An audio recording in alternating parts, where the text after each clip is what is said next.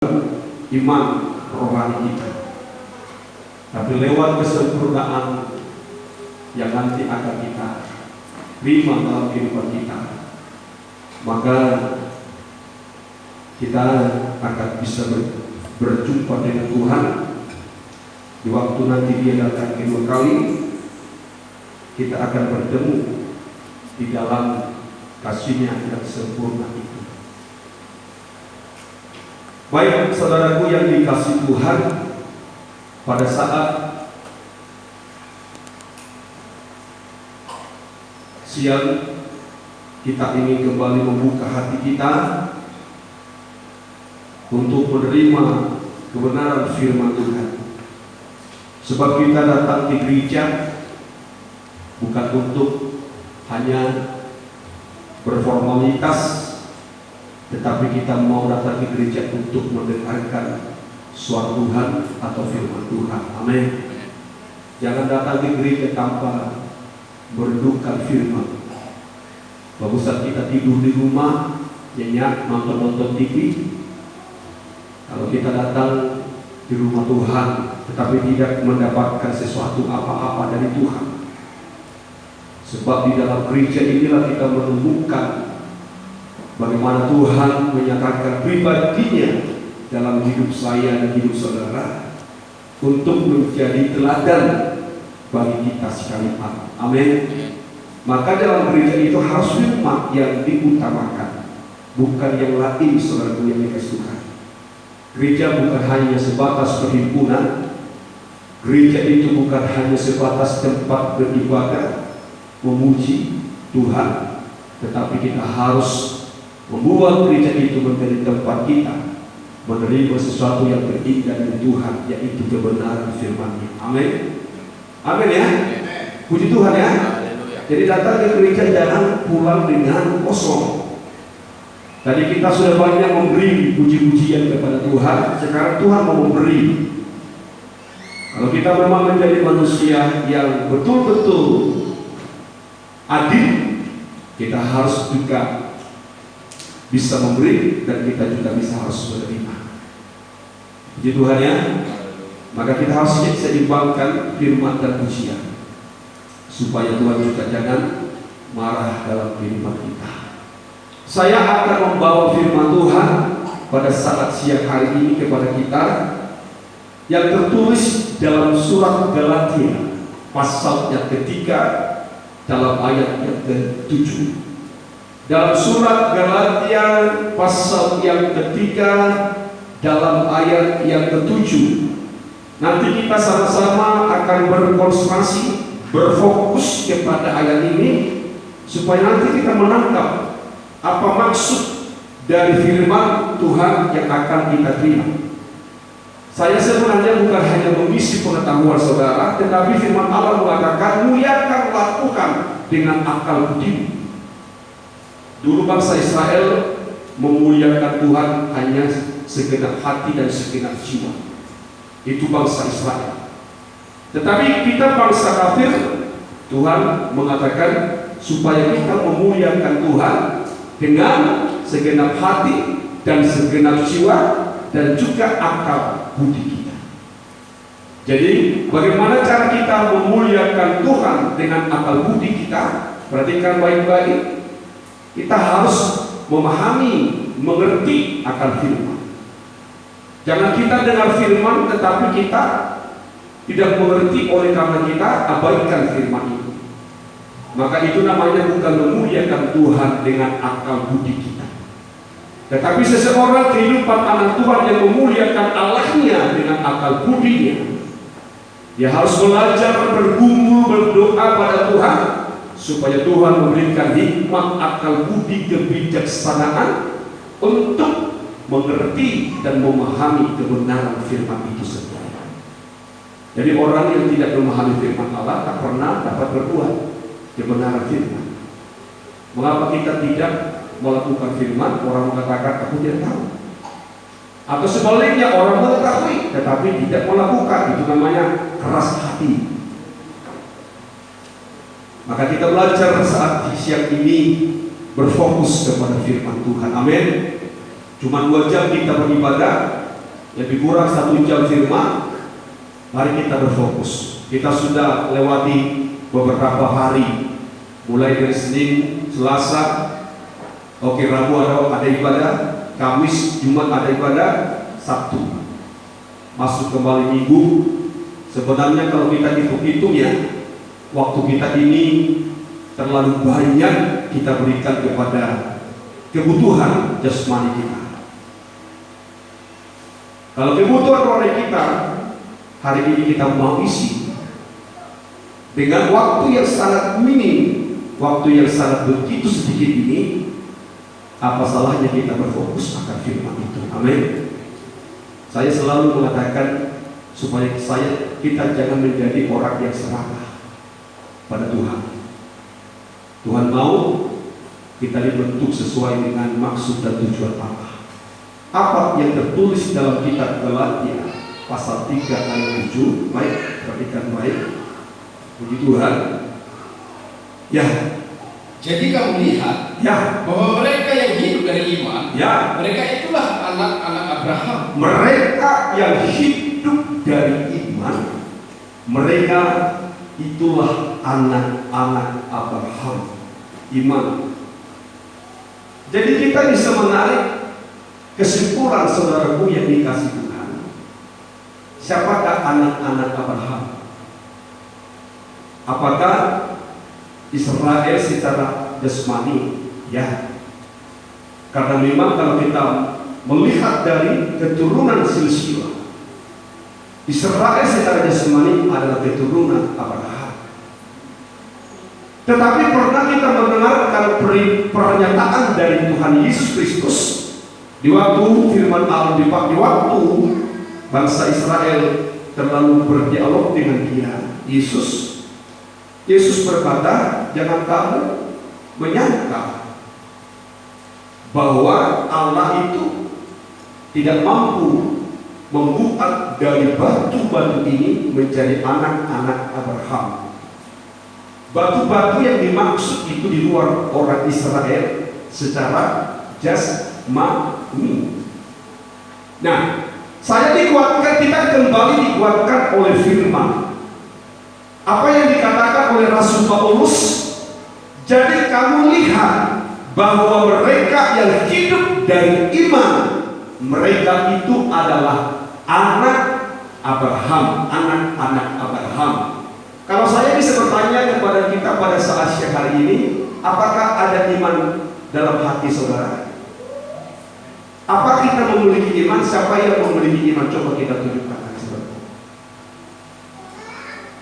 Jangan ngantuk. Kalau nanti saudara ngantuk, saudara tidak tunjuk tangan, maka saudara tidak menjadi orang beriman. Sekali lagi, siapa di antara kita yang beriman? Tunjuk tangan. Semua kita orang beriman. Berarti saudara adalah anak-anak Abraham. Kalau saya pakai istilah keturunan Abraham secara jasmani Israel, keturunan Abraham secara rohani adalah kita. Orang-orang yang percaya, orang-orang yang beriman. Tapi saya tidak bicara di dalam konteks yang ini, tapi saya ingin menyampaikan kepada kita satu pernyataan atau janji Allah tentang keturunan Abraham yang menjadi satu nubuatan yang akan tergenapkan pada akhir zaman. Sebab Allah itu kan berfirman.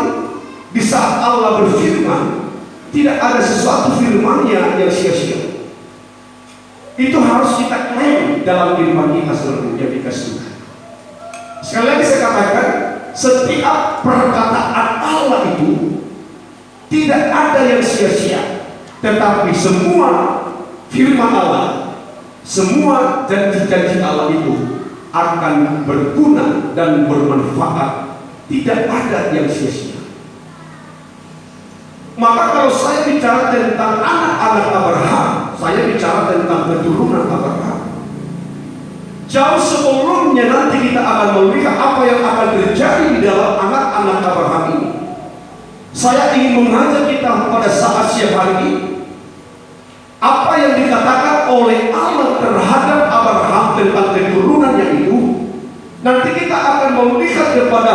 kebenaran-kebenaran firman Allah itu, supaya kita nanti bisa mengambil satu kesimpulan di manakah kita memposisikan diri kita dalam keturunan Abraham. Sebab firman Allah mengatakan seluruh orang yang beriman adalah anak-anak Abraham. Orang mengatakan aku anak Abraham, maka aku adalah merupakan pewaris tahta kerajaan surga. Israel secara jasmani juga mengatakan kami adalah keturunan Abraham, pewaris janji-janji Allah. Tetapi benarkah orang Israel secara jasmani dapat memiliki seluruh janji-janji Allah? No, tidak. Supaya nanti kita melihat sesuatu yang dikasih oleh Tuhan, bagaimana kita harus menempatkan diri kita menjadi keturunan Abraham yang menjadi pewaris janji Allah itu. Jadi makanya saya mengatakan itu tergantung pribadi saya dan saudara. Tuhan sudah memilih kita menjadi anak-anak Abraham. Tetapi bagaimana kita menentukan pilihan kita ke depan, itu yang harus penting, yang harus kita renungkan dalam kehidupan kita. Maka saya mengatakan kepada kita pada saat siang hari ini, berfokus kita pada firman hari ini. Saya mengatakan semua orang-orang yang beriman adalah keturunan Abraham, tetapi Alkitab sudah menubuatkan, Alkitab sudah menyatakan bahwa keturunan Abraham terbagi dalam dua bagian. Semua orang yang beriman. Pertama-tama Tuhan mengatakan, Abraham, aku akan membuat keturunanmu banyaknya seperti debu tanah itu. Coba kita baca di dalam kitab Kejadian pasal yang ke-13 ayat yang ke-16 itu, supaya kita nanti belajar apakah keturunan Abraham yang semacam inikah yang akan menjadi pewaris janji-janji Allah, atau memang keturunan yang lain yang akan mewarisi janji-janji Allah. Jangan katakan bisa saudara menjadi orang Kristen, saudara menjadi orang yang diselamatkan. Terlalu gampang kita bicara tentang keselamatan dalam hidup kita. Nanti kita akan melihat siapakah yang terselamatkan. Baik, kita baca di dalam kitab Kejadian pasal yang ke-13 ayat yang ke-16, saudaraku yang dikasihi Tuhan. Perhatikan dengan baik-baik, apakah janji Allah terhadap Abraham tentang keturunannya. Yuk kita lihat dalam Kejadian 13 ayat yang ke-16. Puji Tuhan, ya. Dan aku akan menjadikan keturunanmu seperti debu tanah yang banyak, ya. Sehingga jika seandainya ada yang dapat menghitung debu tanah, ya, keturunanmu pun akan dapat dihitung juga. Maka saya meyakinkan kita saat ini, bicara tentang keturunan seperti debu, dan Allah sendiri yang mengatakannya, tidak satu pun yang dapat menghitungnya. Kalau Israel itu menunjuk orang Israel, sekarang kita bisa hitung orang Israel berapa orang. Nggak sampai kok 20 juta orang, atau lebih kurang 20 juta orang. Kalau dihitung orang Israel, jauh lebih banyak masyarakat Indonesia. Maka saya mengatakan bicara tentang keturunan Abraham seperti debu yang tidak bisa terhitung, itu bicara tentang Kristen atau kehidupan orang yang beriman. Tetapi Allah mengatakan seperti debu. Ini yang saya maksudkan tadi, yang harus kita fokuskan. Keturunan seperti debu itu bukan hanya perkataan Allah semata-mata yang tidak punya makna yang sesungguhnya. Tetapi kita harus belajar memaknai setiap perkataan Allah dan firman kita. Sebab perkataan Allah, apakah itu bentuknya perumpamaan, apakah itu bentuknya tipologi, apakah itu bentuknya tipologi dalam kehidupan manusia, semua itu punya arti yang sangat begitu indah yang harus kita ingin pahami dalam kehidupan kita. Kok Allah menebarkan debu terhadap ciptaannya? Ya memang debu. Siapa yang mengatakan manusia tidak tercipta dari debu? Nah, kalau kita melihat bicara tentang keturunan seperti debu, apakah cara yang bisa kita ambil pemahaman tentang diri. Debu adalah debu adalah sesuatu benda atau sesuatu perkara atau yang lain-lain. Saya kurang tentu paham. Tetapi debu itu tidak pernah ditempatkan kepada tempat yang mulia. Sadarkah kita saudara yang dikasih oleh Tuhan bahwa kita manusia yang terbuat dari debu tanah dibentuk oleh Allah sebelum Allah menembuskan napas rohnya dalam jiwa manusia. Manusia itu tidak pernah mengalami kemuliaan dalam Allah. Manusia itu tetap menjadi manusia yang tidak berguna dan terhina dari segala ciptaan Tuhan kalau tidak ada roh Allah. Debu ini bicara tentang manusiawi dari kita. Dan itulah nanti kita melihat gambaran orang yang beriman di dunia ini, yang tidak nanti menempatkan dirinya menjadi satu kehidupan manusia yang menerima kemuliaan Allah dan firman-Nya, maka dia keturunan Abraham seperti debu yang tidak pernah Allah mempermuliakan di dunia. Debu ini tidak berguna sesungguhnya. Debu ini sebenarnya hanya hembusan nafas. Coba ada debu di sini sekarang. Kalau debu itu hanya dihembuskan, dia sudah terbang. Tidak ada kekuatan, tidak ada sebenarnya kekuatan apa yang ada dalam pribadi debu. Tetapi Allah juga berkata kepada Abraham, maka aku akan membuat keturunanmu seperti debu tanah banyaknya, sehingga seandainya ada orang yang bisa hitungnya, menghitung itu. Maka saya mengatakan banyak orang yang beriman, bahkan orang beriman itu tidak terhitung banyaknya, tetapi hanya sebatas ciptaan manusiawi yang hanya bersifat manusia daging. Itu debu.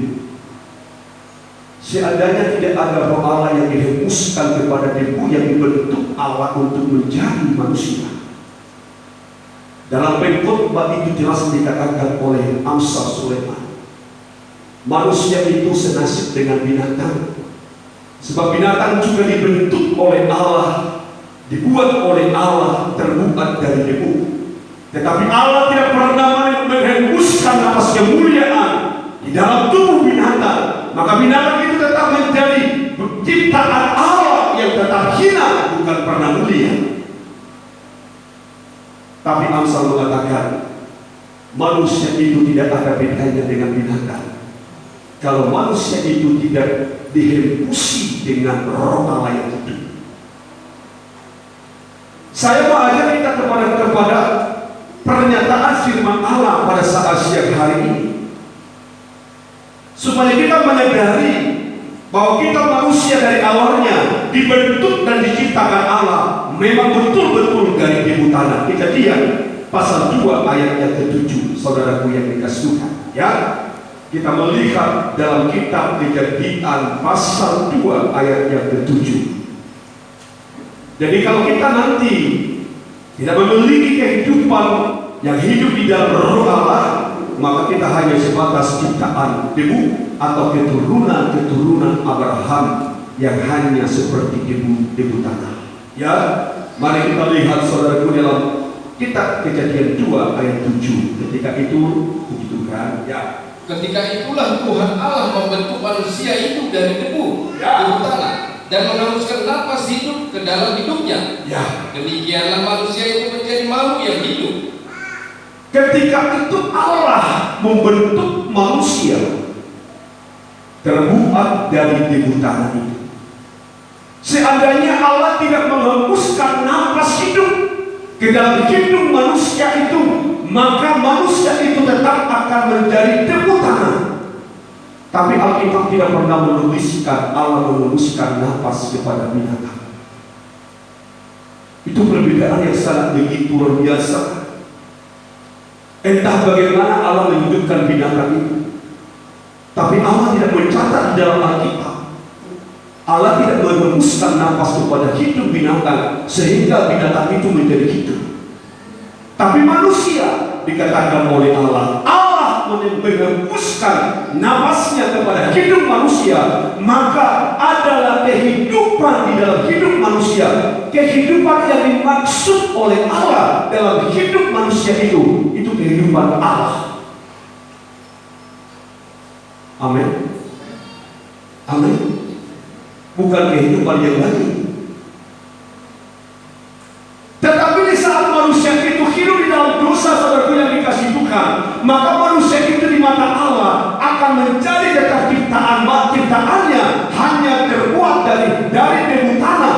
Maka Allah berfirman kepada Abraham, dan itu merupakan satu nubuatan bagi Abraham, bahwa keturunanmu akan ada seperti debu tanah.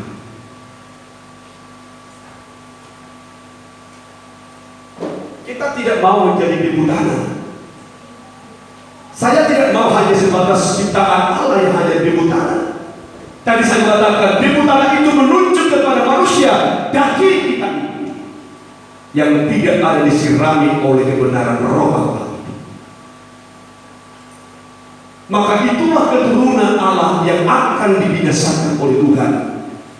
Dan saya akan menunjukkan hari ini kepada kita sekalian, kalau manusia kita ini hanya seperti keturunan Abraham yang seperti debu, keturunan Abraham seperti debu, kemanakah arah keturunan semacam ini? Itu yang menjadi pertanyaan bagi saya dan saudara. Kalau kita hanya sebagai keturunan Abraham yang dikatakan seperti debu, kemanakah tujuan hidup saya dan saudara?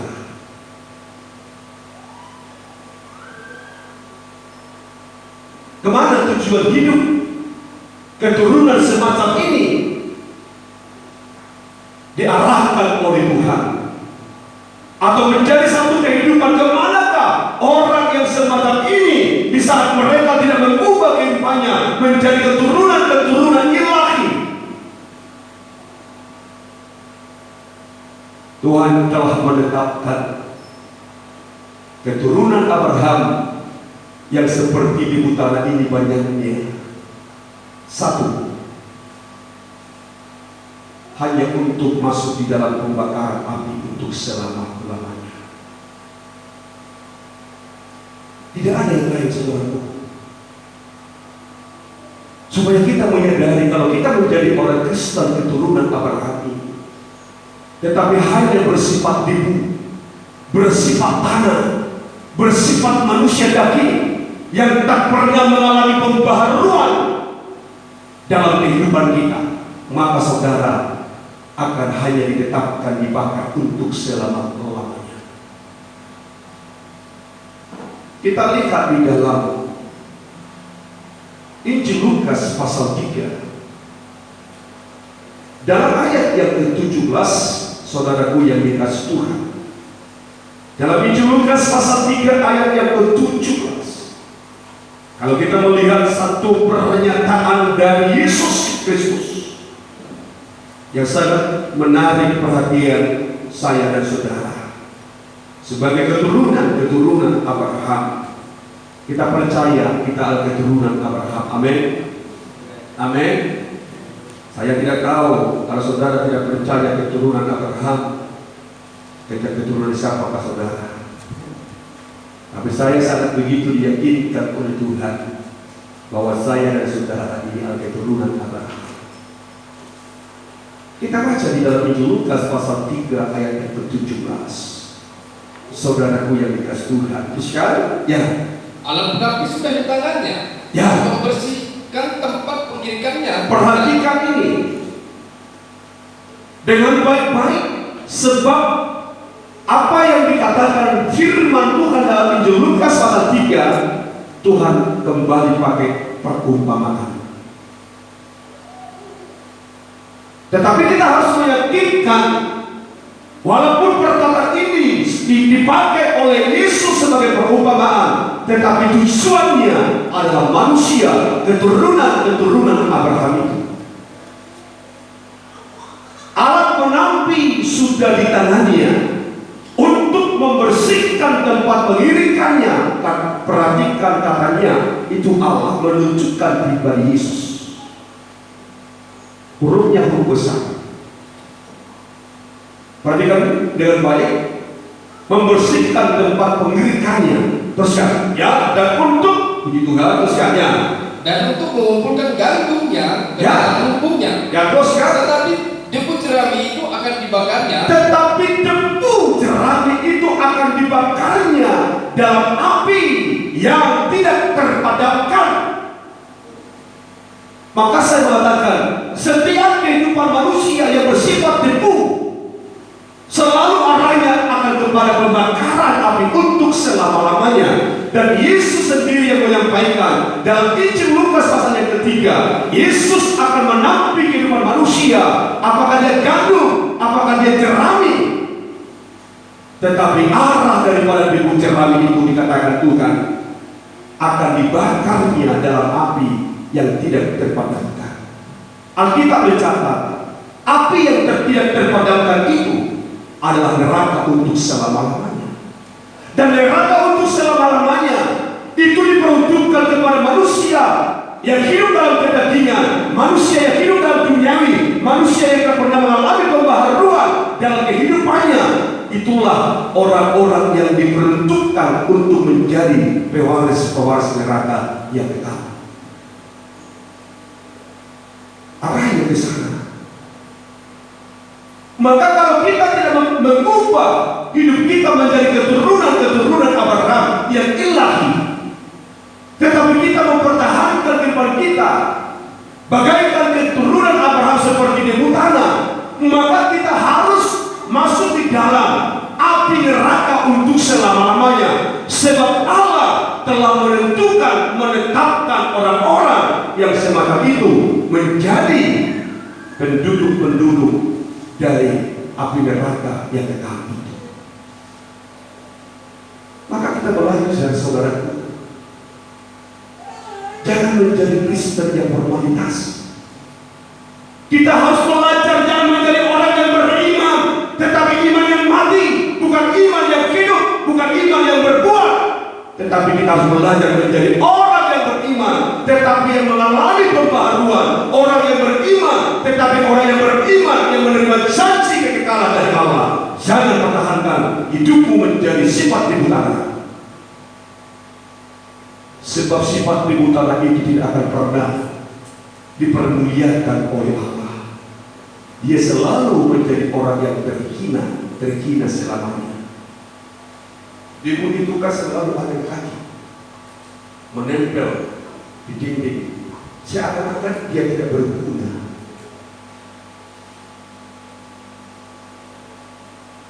Maka pernah Daud berkata, kami ini adalah debu tanah, mengapa engkau ingat kami Tuhan? Saking begitu hinanya debu itu, tetapi Tuhan tidak mau debu itu tetap debu. Maka Tuhan hembuskan nafas itu.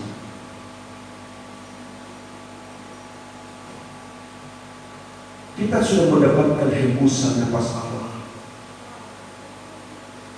tetapi mengapa kita menyanyiakan anugerah itu? Saya selalu katakan itu, hidup dalam Tuhan, hidup dalam Roh Kudus adalah anugerah. Jauh kita dapat melihat kemanakah Tuhan mengarahkan orang-orang keturunan Abraham yang seperti debu tanah itu. Kita baca di dalam kitab Kejadian pasal 3 ayat yang ke-14 itu, supaya nanti kita akan mengaitkan ini kepada nubuatan firman Allah. Kalau saya bicara tentang ini, saya bicara tentang nubuatan Allah yang jauh ke depan yang harus kita nantikan. Kitab Kejadian pasal 3 ayat yang ke-14, saudaraku yang dikasih Tuhan. Apa yang dikatakan firman Allah? Perhatikan baik, saudaraku yang dikasih Tuhan.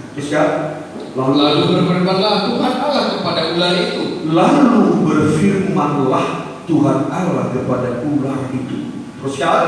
Ya. Karena engkau berbuat demikian, Ya. terkutuklah engkau di antara segala ternak. Terkutuklah engkau di antara segala ternak ciptaan Allah. Terus kan? Ya. Dan di antara segala binatang hutan, Ya. dengan permulaan engkau akan menjalar, dan debu tanahlah akan kau makan seumur hidupmu. Dengan perutmu engkau akan menjalarkan, kata firman Allah. Dulu ular itu punya kaki.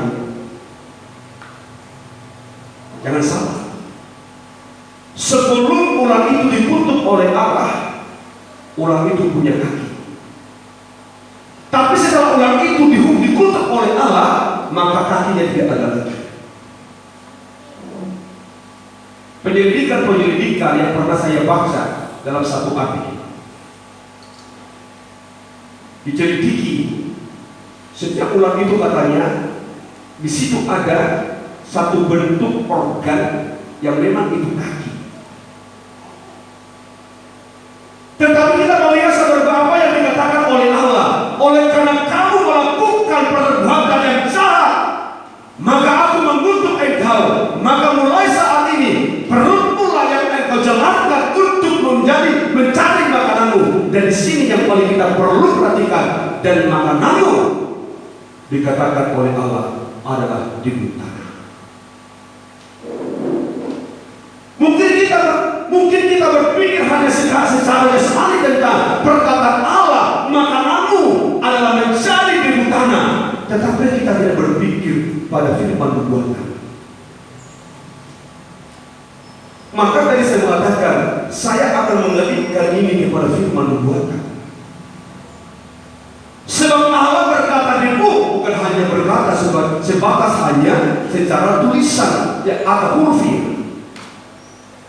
Tetapi saat Allah berkata kepada Abraham, keturunanmu akan seperti debu tanah, ada maksud Allah, ada sebenarnya ungkapan rahasia Allah yang terkandung di dalam kalimat debu tanah yang diungkapkan oleh Allah kepada Abraham itu.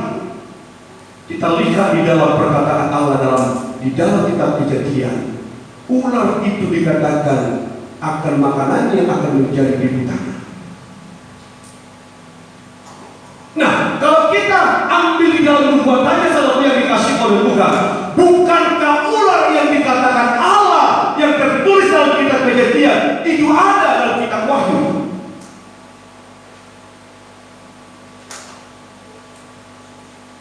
Dalam kitab Wahyu pasal 12 dikatakan ular yang disebut Satan itu ular tua.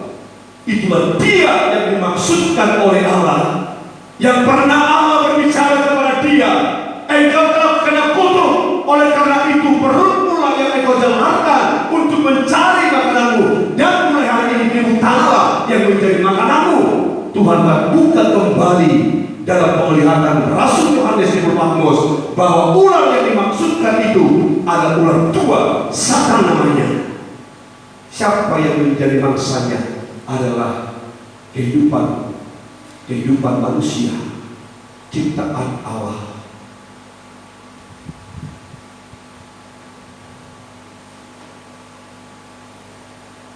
Ular yang dikatakan dalam kitab Wahyu pasal 2 itu memangsa kehidupan orang yang beriman. Tapi bukan iman yang berkualitas, bukan iman yang hidup, tapi iman yang mati, iman yang tidak ada perbuatan imannya. Itu akan menjadi mangsa daripada ular naga yang dikatakan dalam kitab Wahyu. Sebab ular itu tak pernah berhenti, saudaraku yang dikasih Tuhan, untuk mengejar anak-anak Tuhan, mengejar orang Kristen, mengejar orang-orang Ibrahim, anak-anak Ibrahim yang terbuat dari debu tanah ataupun yang terbuat dari ilahi.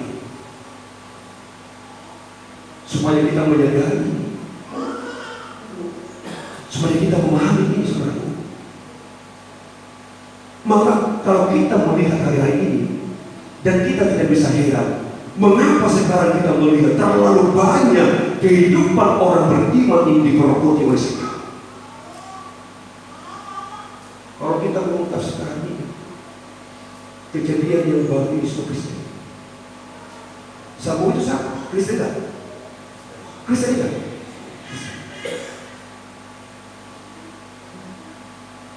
Semua yang terlibat dalam itu banyak orang Kristen, orang yang beriman. keturunan Abraham, tetapi keturunan Abraham yang hanya di utara, yang hanya menjadi mangsa daripada uang, yang hanya diperuntukkan kepada api neraka untuk selama-lamanya. Itulah keturunan Abraham yang terbuat dari di utara. Maka saya mengatakan kita harus merubah kehidupan kita ini dari di utara menjadi bintang-bintang di langit. Jangan tetap pertahankan manusia lama. Manusia lama kita itu ada di utara. Sekali lagi saya katakan, manusia lama itu di utara.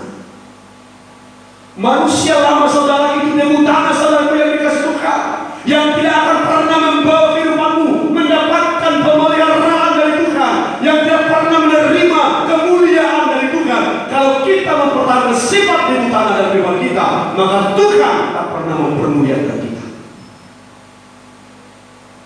Maka kalau kita menimbulkan sifat-sifat karakter dari kita, mana ada orang yang menyenangi kita? Jangankan Tuhan, manusia sendiri tak pernah suka melihat karakter manusia, walaupun manusia itu semua mempertahankan karakter manusia. Berada, siapa suka mencuri? Siapa suka mencuri? Tidak ada yang suka mencuri. Yang suka mencuri hanya mencuri. Siapa suka berbohong? Siapa suka berbohong? Yang suka berbohong hanya setan dan berbohong itu sendiri.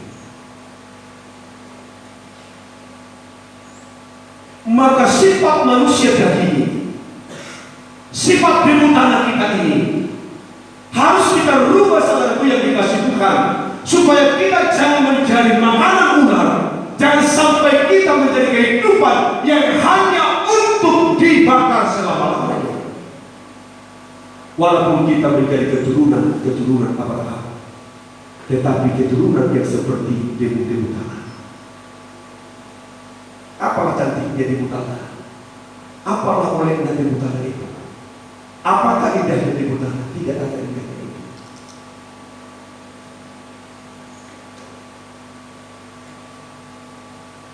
Debu tanah itu hanya hempasan. Maka di saat ada debu tanah di baju kita, jangan kita menjadi hanya Kristen hempasan, hanya dihempas Allah,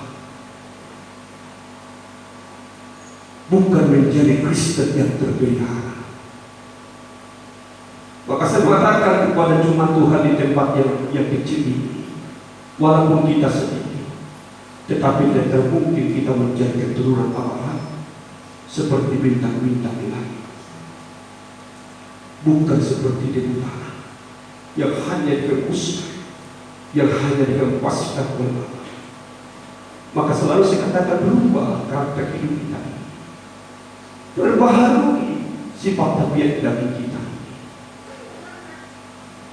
sebab tidak berguna itu kita pertahankan semua.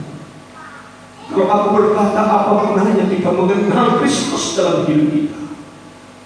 Apa gunanya kita percaya kepada Kristus Tuhan kita kalau kita tidak mengalami pembaharuan dalam diri kita? Apa gunanya menjadi orang Kristen? Tidak berguna.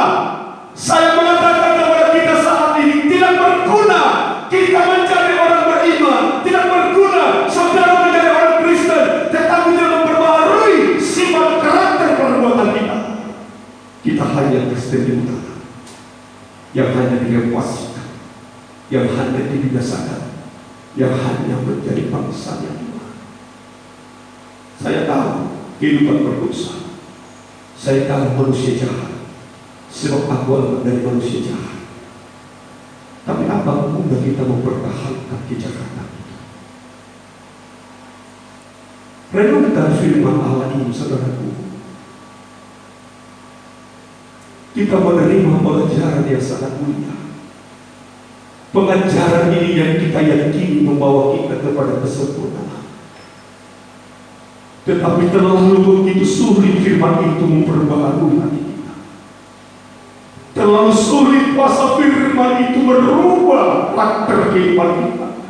Sekarang kita